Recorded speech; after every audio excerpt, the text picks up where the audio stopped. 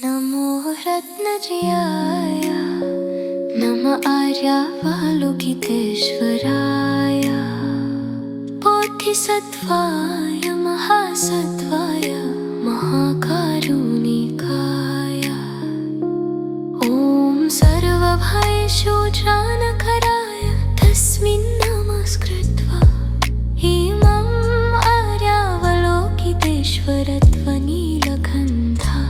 नमो हृदयमावर्तयिष्यामि सर्वार्थसाधनं शुभम् अजेयं सर्वभूतानां भवमर्गविशुद्धकं तर्यथा ॐ लब्धालोकमतिलोकातिक्रान्ते हे हरे महाबोधिसत्त्वा स्मर स्मर हृदय कुरु कुरु कर्मन् साधय साधय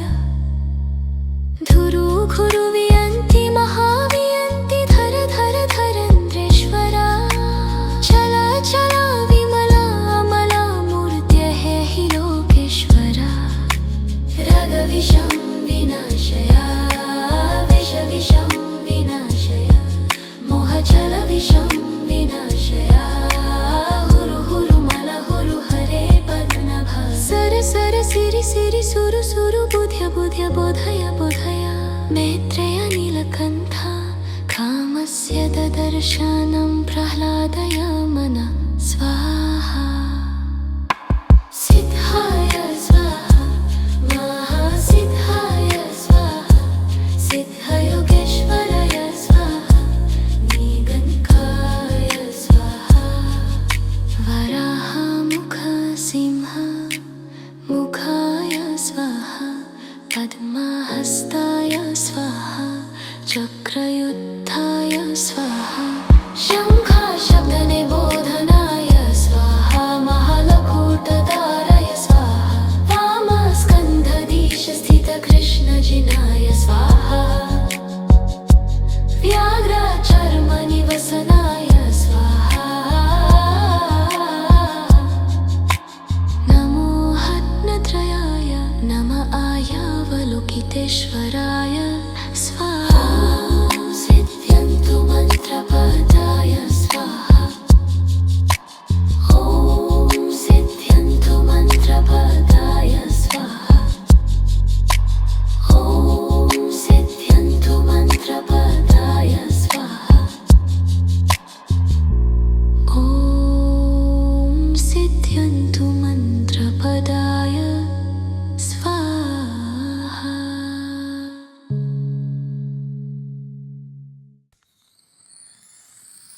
नमो रत्नत्रयाय नम आर्यावलोकितेश्वराय बोधिसत्त्वाय महासत्त्वाय महाकारुणिकाय ॐ सर्वभयेषु त्राणकराय तस्मिन् नमस्कृत्वा इमम् आर्यावलोकितेश्वरत्वनीलकण्ठा नमो हृदयमावर्तयिष्यामि सर्वार्थसाधनं शुभम् अजेयं सर्वभूतानां भवमर्गविशुद्धकं तर्यथा ॐ तत्र आलोकमत्तिलोकातिक्रान्ते हरे महाबोधिसत्त्वा स्मर स्मर हृदय कुरु कुरु कर्मन् साधय साधय धुरु धुरु वियन्ति महावियन्ति धर धर धरेन्द्रेश्वर चल चल विमल अमला मूर्त्यः हि लोकेश्वरा रगविषं विनाशय द्वेषविषं विनाशय मोहजलविषं विनाशय हुरु हुरु मल हुरु हरे पद्मनाभा सर सर सिरि सिरि सुरु सुरु बुद्ध्य बुद्ध्य बोधय बोधय मैत्रेय नीलकण्ठा कामस्य ददर्शनं प्रह्लादय मनः स्वाहा सिद्धाय स्वाहा महा सिद्धाय स्वाहा सिद्धयोगेश्वराय स्वाहा नीलकण्ठाय स्वाहा वराहमुख सिंहमुखाय स्वाहा पद्महस्ताय स्वाहा चक्रयुद्धाय स्वाहा शङ्खशब्दनिबोधनाय स्वाहा महालकूटधारय मस्कन्धदिशस्थितकृष्णजिनाय स्वाहा व्याघ्रचर्मनिवसनाय स्वाहा नमो रत्नत्रयाय नम आर्यावलोकितेश्वराय स्वाहा सिद्धाय स्वाहा महा सिद्धाय स्वाहा सिद्धाय स्वाहा महा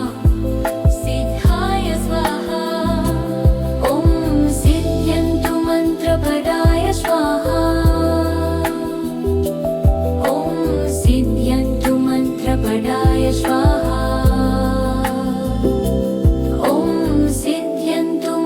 पदाय स्वाहा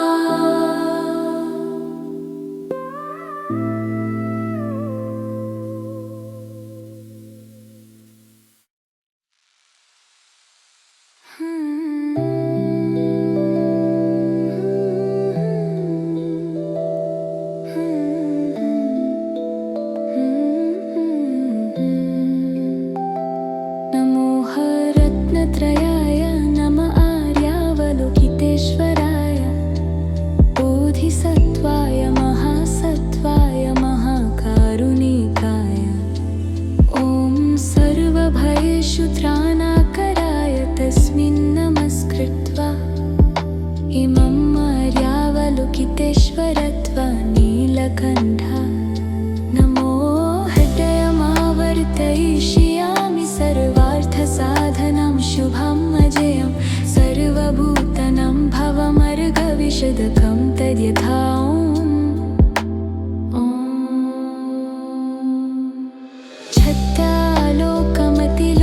छत्तालोकमतिलोकातिक्रान्ते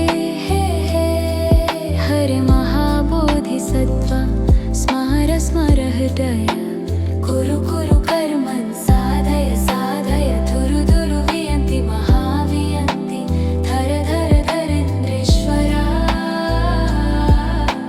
चल चल विमल अमलामूर्ते हि लोकेश्वर रगविषं विनाशया द्वेषविषं विनाशया मोहचलविषं विनाशया हुरु हुरु मल हुरु हरे पद्मनाभ सर सर सिरि सिरि सुरु सुरु बुध्य बुध्य बुधय बुधय मैत्रेय नीलकण्ठ कामस्य ददर्शानां प्रह्लादय मनः स्वाहा सिद्धाय स्वाहा मामा सिद्धाय स्वाहा सिद्धयोगेश्वराय स्वाहा नीलकण्ठाय स्वाहा वराहमुखसिंहमुखाय स्वाहा पद्महस्ताय स्वाहा चक्रयुद्धाय स्वाहा शङ्खशब्दने बुधनाय स्वाहा महालकुटधारय स्वाहा वामस्कन्धदिशस्थितकृष्णजिनाय स्वाहा व्याघ्रचर्मनिवसनाय स्वाहा नमो रत्नत्रयाय नम आर्यावलोकितेश्वराय स्वाहा ॐ सिद्ध्यन्तु मन्त्रपदाय स्वाहा नमो रत्नत्रयाय नम आर्यावलोकितेश्वराय स्वाहा ॐ सिद्ध्यन्तु मन्त्रपदाय स्वाहा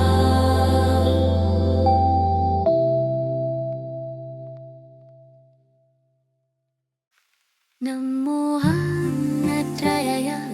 नम आर्यावलोकितेश्वराय बोधिसत्त्वाय महासत्त्वाय महाकारुणिकाय ॐ सर्वभयेषु त्राणकराय तस्मिन् नमस्कृत्वा इमं आर्यावलोकितेश्वरत्वनीलकण्ठ नमो हृदयमावर्तयिष्यामि सर्वार्थसाधनं शुभम् अजयं सर्वभूतनं भवमर्गविशुद्धकं तद्यथा लङ्वलोकमतिलोकातिक्रान्ते हे हरे महाबोधिसत्त्व समर स्मर हृदया कुरु कुरु कर्मन् साधय साधय धुरु धुरु वियन्ति महावियन्ति धर धर धर योगेश्वर चल चला विमला मला मूर्त्यः हि लोकेश्वर रगविषं विनाशय विषविषं विनाशय मोहचला विषं विनाशय हुरु हुरु मलहुरु हरे पद्मनाभा सर सर सिरि सिरि सुरु सुरु बुध्य बुध्य बोधय बोधय मैत्रेय नीलकण्ठा कामस्य ददर्शनं प्रह्लादय मनः स्वाहा सिद्धाय स्वाहा महासिद्धाय स्वाहा सिद्धयोगेश्वराय स्वाहा नीलकण्ठाय स्वाहा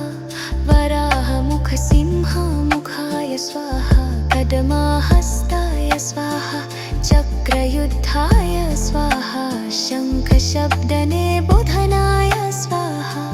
महालकूटधारय स्वाहा वामस्कन्धदिशस्थित कृष्णजिनाय स्वाहा व्याघ्रजाकर्मानिवसनाय स्वाहा नमो रत्नरयाय नमार्यावलोकितेश्वराय स्वाहा ॐ सिद्ध्यन्तु मन्त्रपदाय स्वाहा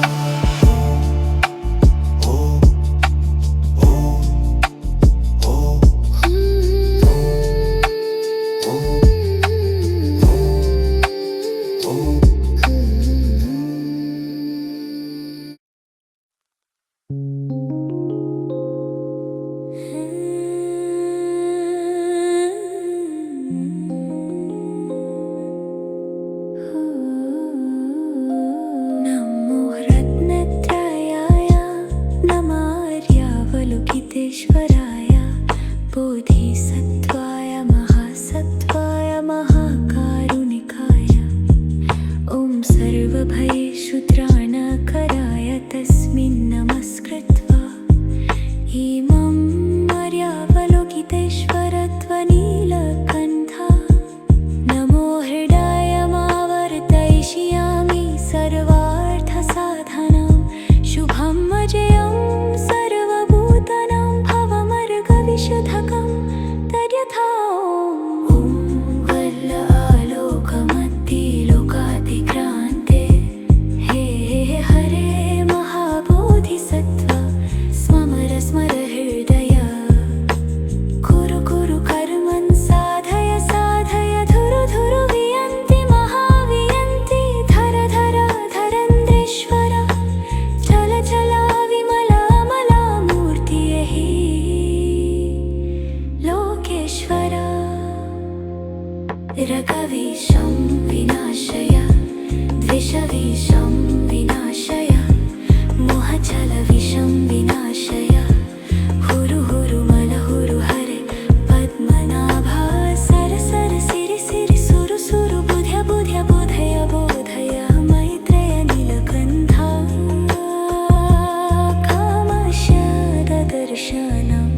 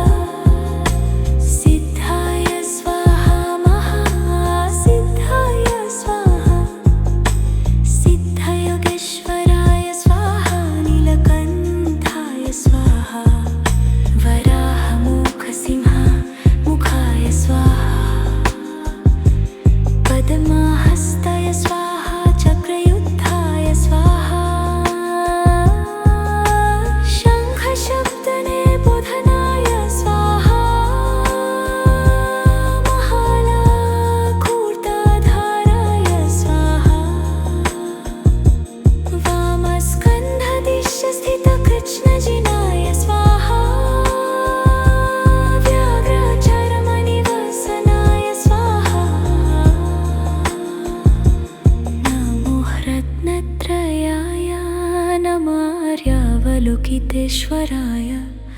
स्वाहा ॐ सिद्धयों मन्त्रपदाय स्वाहा ॐ सिद्ध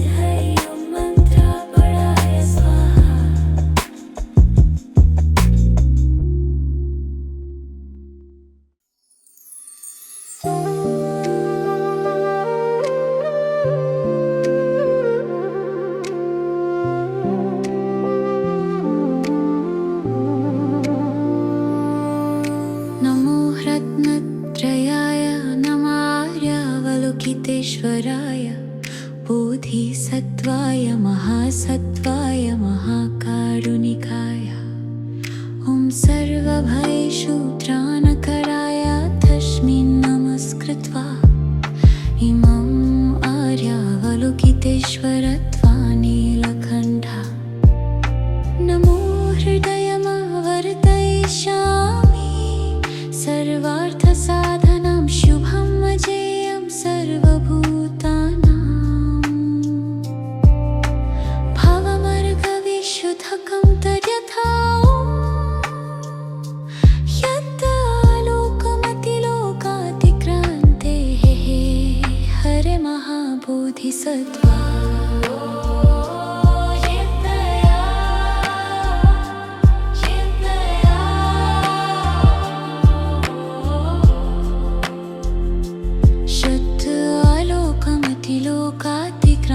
हरे महाबोधिसत्त्वा समरा समरा हृदया कुरु कुरु कर्मन् साधय साधय धुरु धुरु वियन्ति महावियन्ति धर धर धरेन्द्रेश्वर चल चल विमला अमला मूर्तिः लोकेश्वर रगविषं विनाशय विषविषं विनाशय मोहजलविषं विनाशय हुरु हुरु माला हुरु हरे पद्मनाभ सर सर सिरि सिरि सुरु सुरु बुध्य बुध्य बुधिय बुधाय मैत्रेय नीलकण्ठा कामस्य ददर्शनं प्रह्लादय मनः स्वाहा सिद्धाय स्वाहा महासिद्धाय स्वाहा सिद्धयोगेश्वराय स्वाहा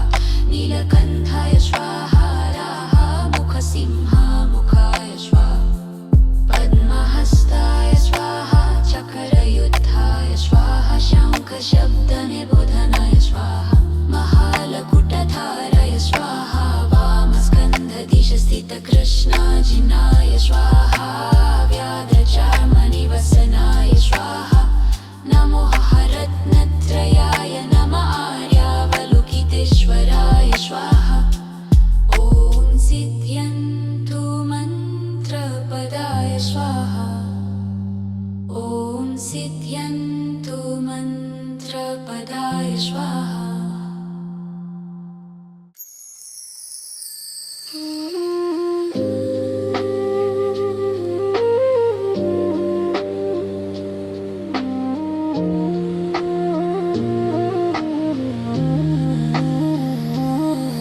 नमो रत्नत्रयाय नमः आर्यावलोकितेश्वराय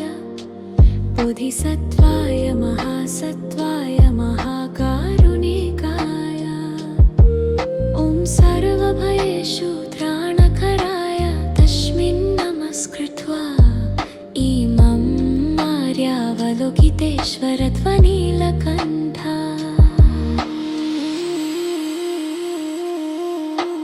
नमो हृदयमावर्तयिष्यामि सर्वार्थसाधनं शुभं अजेयं सर्वभूतानां भवमर्गविशुद्धकं तडियथा ॐ हेरा आलोकमति लोकातिक्रान्ते हे हरे महाबोधिसत्त्वा स्मर स्मर हृदया कुरु कुरु कर्मन् साधय साधय धुरु धुरु वियन्ति महावियन्ति धर धर धरेन्द्रेश्वर चल चल विमला अमला मूर्त्यः लोकेश्वर रगविषं विनाशय विषविषं विनाशय मोहजलविषं विनाशय हुरु हुरु माला हुरु हरे पद्मनाभ सर सर सिरि सिरि सुरु सुरु बुध्य बुध्य बुधय बुधय मैत्रेय नीलकण्ठा कामस्य ददर्शनं प्रह्लादय मनः स्वाहा सिद्धाय स्वाहा महासिद्धाय स्वाहा सिद्धयोगेश्वराय स्वाहा नीलकण्ठाय स्वाहा वराहमुखसिंहामुखाय स्वाहा पद्महस्ताय स्वाहा चक्रयुद्धाय स्वाहा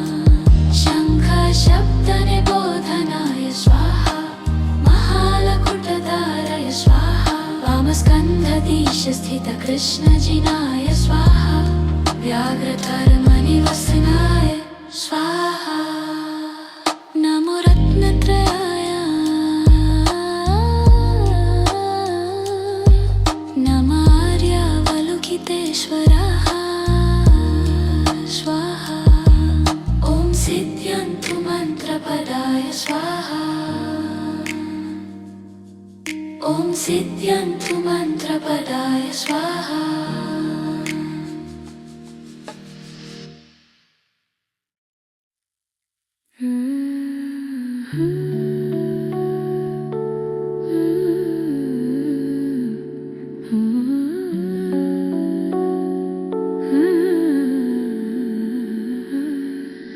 नमो रत्नत्रयाय नमः आर्यावलोकितेश्वराय बोधिसत्त्वाय महासत्त्वाय महाकारुणिकाय ॐ सर्वभयशूत्रनकराय तस्मिन् नमस्कृत्वा इमम् आर्यावलोकितेश्वरत्वनीलकण्ठा नमो हृदयमावर्तयिष्यामि सर्वार्थसाधनं शुभम् अजयम् सर्वभूतानां भवमर्गविशुद्धकं तद्यथा ॐ लिप्त्वा लोकमतिलोकातिक्रान्ते हे हरे महाबोधिसत्त्वा स्मर स्मर हृदय कुरु कुरु कर्मन् साधय साधय धुरु धुरु वियन्ति महावियन्ति धर धर धरेन्द्रेश्वर चल चल विमल अमला मूर्ते हि लोकेश्वर रागविषं विनाशय द्वेषविषं विनाशय मोहचलविषं विनाशय हुरु हुरु मल हुरु हरे पद्मनाभ सर सर सिरि सिरि सुरु सुरु बुद्ध्य बुद्ध्य बोधय बोधय मैत्रेय नीलकण्ठा कामस्य ददर्शनं प्रह्लादय मनः स्वाहा सिद्धाय स्वाहा महासिद्धाय स्वाहा सिद्धाय स्वाहा सिद्धाय स्वाहा महासिद्धाय स्वाहा सिद्धाय स्वाहा सिद्धाय स्वाहा महासिद्धाय स्वाहा सिद्धाय स्वाहा सिद्धयोगेश्वराय स्वाहा नीलकण्ठाय स्वाहा वराहमुखसिंह मुखाय स्वाहा पद्महस्ताय स्वाहा चक्रयुद्धाय स्वाहा शङ्खशब्दनिबोधनाय स्वाहा महालकूटधारय स्वाहा वामस्कन्धादिशस्थितकृष्णजिनाय स्वाहा व्याघ्रचर्मनिवसनाय स्वाहा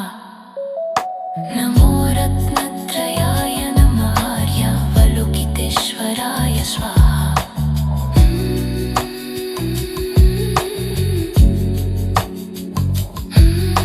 नमो रत्नत्रयाय नमः आर्यावलोकितेश्वराय स्वाहा ॐ सिद्ध्यन्तु मन्त्रपदाय स्वाहा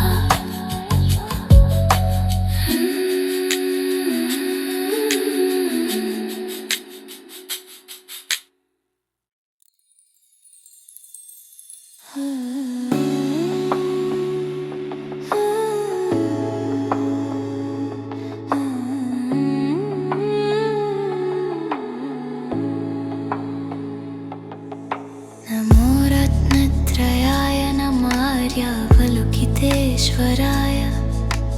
बोधिसत्त्वाय महासत्त्वाय महाकारुणिकाय ॐ सर्वभयशूत्रानकराय तस्मिन् नमस्कृत्वा इमम् आर्यावलोकितेश्वरत्वनीलकण्ठ नमो हृदयमावर्तयिष्यामि सर्वार्थसाधनं शुभम् अजयं सर्वभूतानां भवमर्गविशुद्धकं तद्यथा नेत्रालोकमतिलोकातिक्रान्ते हे हरे महाबोधिसत्त्व समर समर हृदय कुरु कुरु कर्म साधय साधय धुरु धुरु वियन्ति महावियन्ति धर धर धरेन्द्रेश्वर खल छल विमल अमला मूर्ति है ही लोकेश्वर रगविषं विनाशय द्वेषविषं विनाशय मोहजल विषं विनाशय हुरु हुरु मल हुरु हरे पदनाभा सर सर सिरि सिरि सुरु सुरु बुध्य बुध्य बोधय बोधय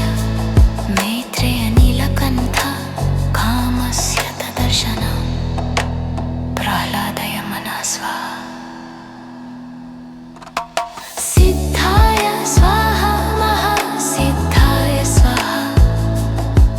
सिद्धयोगेश्वराय स्वाहा नीलकण्ठाय स्वाहा वराहमुख सिंह मुखाय स्वाहा पद्महस्ताय स्वाहा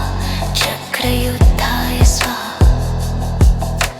शङ्खशब्दनिबोधनाय स्वाहा महालकूटधारय स्वाहा वामस्कन्धदीशस्थित कृष्णजिनाय स्वाहा व्याघ्रचर्मनिवसनाय स्वाहा नमो रत्नत्रयाय नमः आर्यावलोकितेश्वराय स्वाहा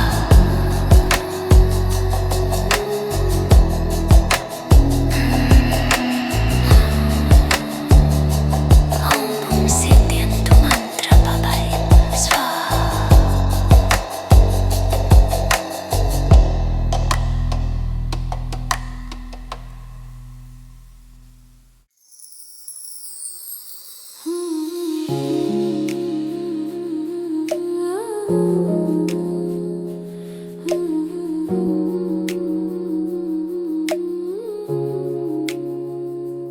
नमो रत्नत्रयाय नमः आर्यावलोकितेश्वराय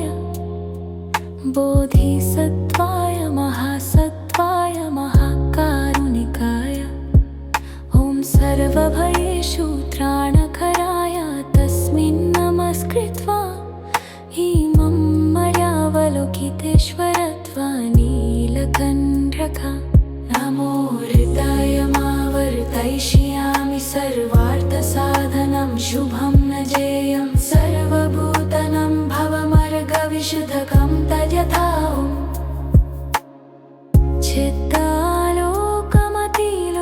चित्तालोकमतिलोकातिक्रान्ते हे हे हरे महाबोधिसत्त्व स्मर स्मर हृदय कुरु कुरु कर्मन् साधय साधय धुरु धुरु वियन्ति महावियन्ति धर धर धरेन्द्रेश्वर चल चल विमलामला मूर्तेः लोकेश्वर रागविषं विनाशय विषविषं विनाशय मोहचलविषं विनाशय हुरु हुरु मल हुरु हरे पद्मनाभ सर सिरि सिरि सुरु सुरु बुध्य बुध्य बुधय बोधय मैत्रेय नीलकण्ठ कामस्य ददर्शनं प्रह्लादय मनः स्वाहा सिद्धाय स्वाहा सिद्धाय स्वाहा सिद्धयोगेश्वराय स्वाहा नीलकण्ठाय स्वाहा वराहमुखसिंहमुखाय स्वाहा पद्महस्ताय स्वाहा चक्रयुद्धाय स्वाहा शङ्खशब्दनिबोधनाय स्वाहा महालकूटधारय स्वाहा वामस्कन्धदिशस्थितकृष्णजिनाय स्वाहा व्याघ्रचर्मनिवसनाय स्वाहा नमो रत्नकराय नमः आर्यसावलोकितेश्वराय स्वाहा ॐ सिद्ध्यन्तु मन्त्रपदाय स्वाहा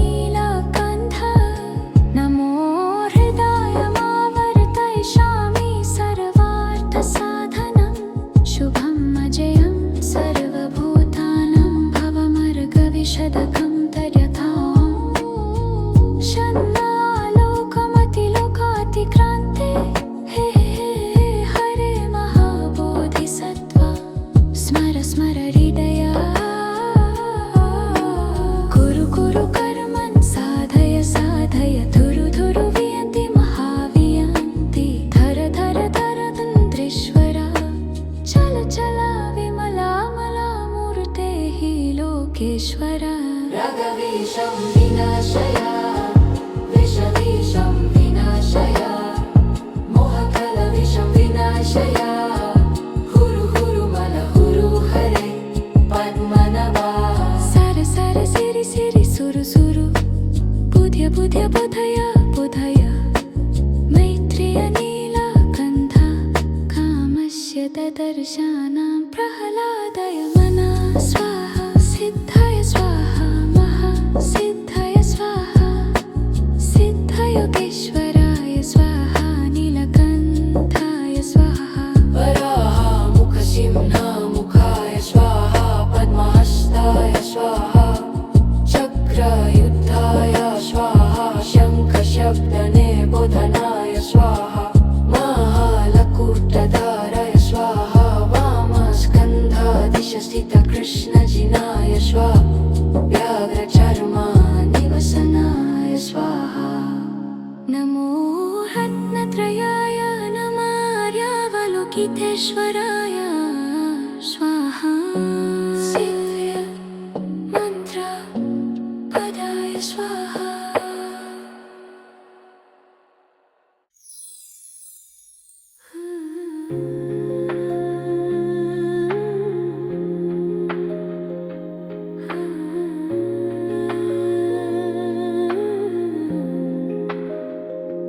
नमो रत्नत्रयाय नमार्यावलोकितेश्वराय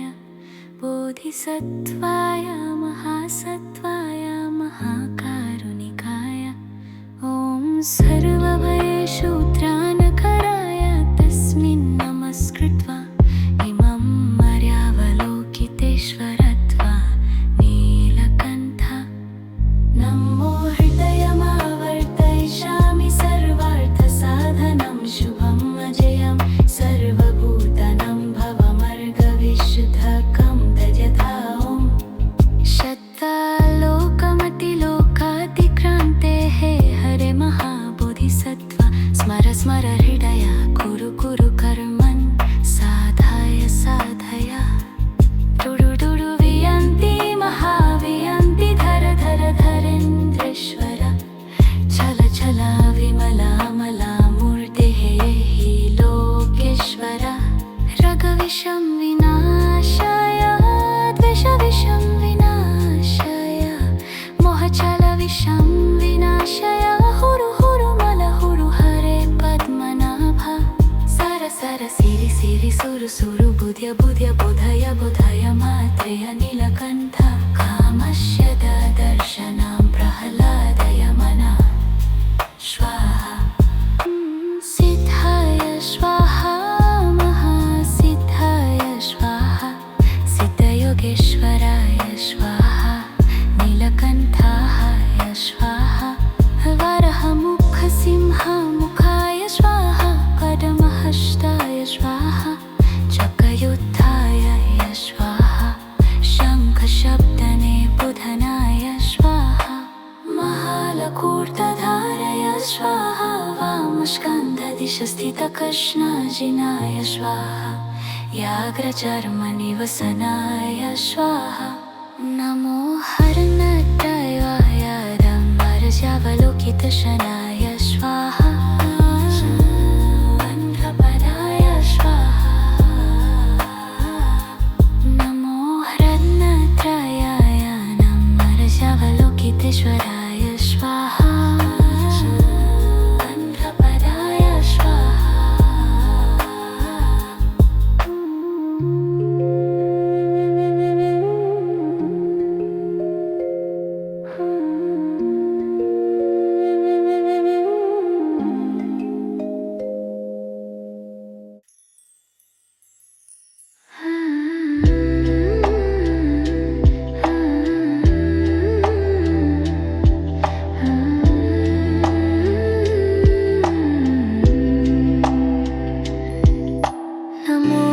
रत्नत्रयाय नामार्यावलोकितेश्वराय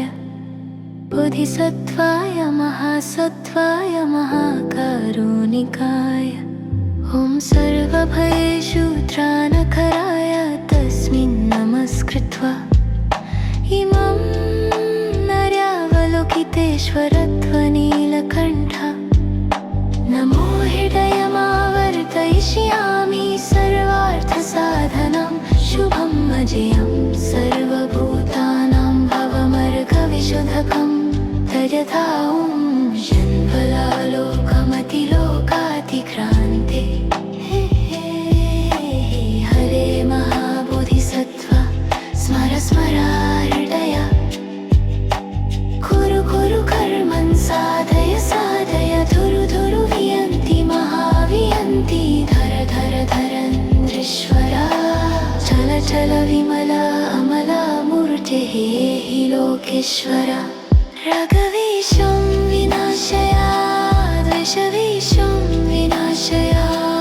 विहशलविषं विनाशया हुरु हुरु मल हुरु हरे पद्मनाभ सर सर सिरि सिरि सुरु सुरु बुध्य बुध्य बुधय बुधय मैत्रेय नीलकण्ठा कामस्य ददर्शनं प्रहदय मनः स्वाहा सिद्धाय स्वाहा महा सिद्धाय स्वाहा सिद्धयोगेश्वराय स्वाहा नीलकण्ठाय स्वाहा वराहमुखसिंहमुखाय स्वाहा पद्महस्ताय स्वाहा चक्रयुक्ताय स्वाहा शङ्खशब्दनिबोधनाय स्वाहा महालकूटधाराय स्वाहा वामस्कन्धधीशस्थितकृष्णजिनाय स्वाहा व्याघ्रचर्मनिवसनाय स्वाहा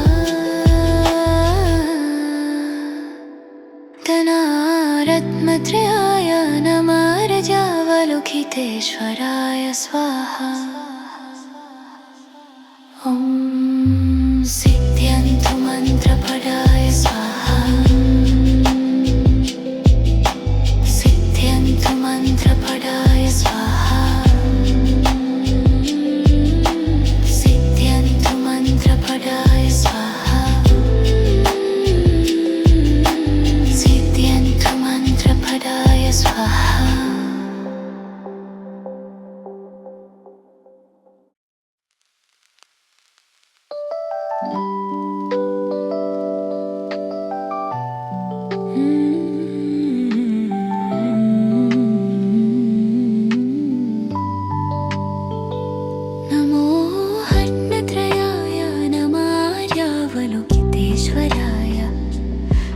बोधिसत्त्वाय महासत्त्वाय महाकारुणिकाय ॐ सर्वभयसूत्राणकराय तस्मिन् नमस्कृत्वा इमं नार्यावलोकितेश्वरत्वा नीलकण्ठा नमो हृदयमावर्तयिष्यामि सर्वार्थसाधनं शुभम् अजयम् सर्वभूतानां भवमर्गविशुद्धकं तद्यथा ॐ हे ते आलोकमतिलोकातिक्रान्ते हे हरे महाबोधिसत्त्व स्मर स्मर हृदय कुरु कुरु कर्मन् साधय साधय धुरु धुरु वियन्ति महावियन्ति धर धर धरेन्द्रेश्वरा चल चल विमला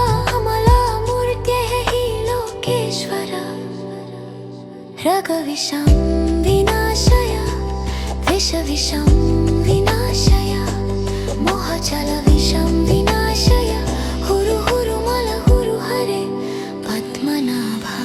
सर सर सिरि सिरि सुरु सुरु बुध्य बुध्य बुधय बुधय मैत्रेय नीलकण्ठ कामस्य ददर्शनं प्रह्लादय मनः स्वाहा सिद्धाय स्वाहा महा सिद्धाय स्वाहा सिद्धयोगेश्वराय स्वाहा नीलकण्ठाय स्वाहा वराहमुख सिंहमुखाय स्वाहा पद्महस्ताय स्वाहा चक्रयुक्ताय स्वाहा शङ्खशब्दनिबोधनाय स्वाहा महालकूटधारय स्वाहा वामस्कन्धदिशस्थितकृष्णजिनाय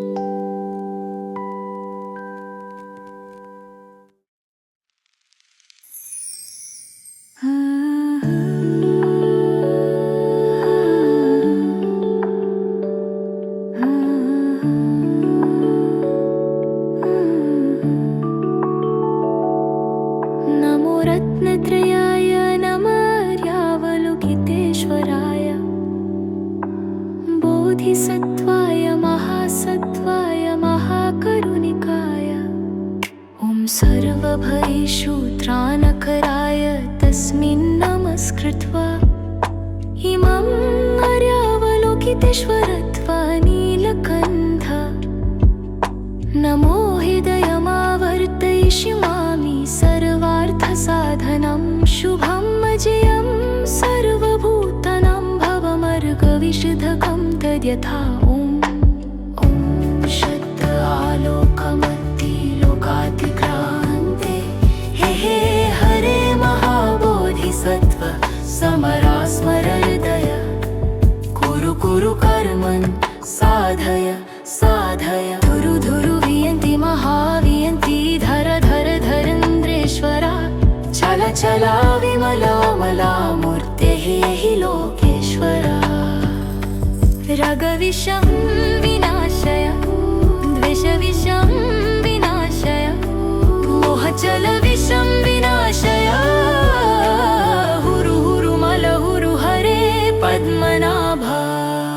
सर सर सिरि सिरि सुरु सुरु बुद्ध्य बुद्ध्य बोधय बोधय मैत्रेय नीलकण्ठा कामस्य ददर्शानं प्रह्लादय मना स्वाहा सिद्धाय स्वाहा महा सिद्धाय स्वाहा सिद्धाय स्वाहा सिद्धाय स्वाहा महा सिद्धाय स्वाहा सिद्धयोगेश्वराय स्वाहा नीलकण्ठाय स्वाहा स्वाहा वराहमुखसिंहमुखाय स्वाहा पद्महस्ताय स्वाहा चक्रयुद्धाय स्वाहा शङ्खशब्दनिबोधनाय स्वाहा महलकूटधारय स्वाहा वामस्कन्धदिशस्थितकृष्णजिनाय स्वाहा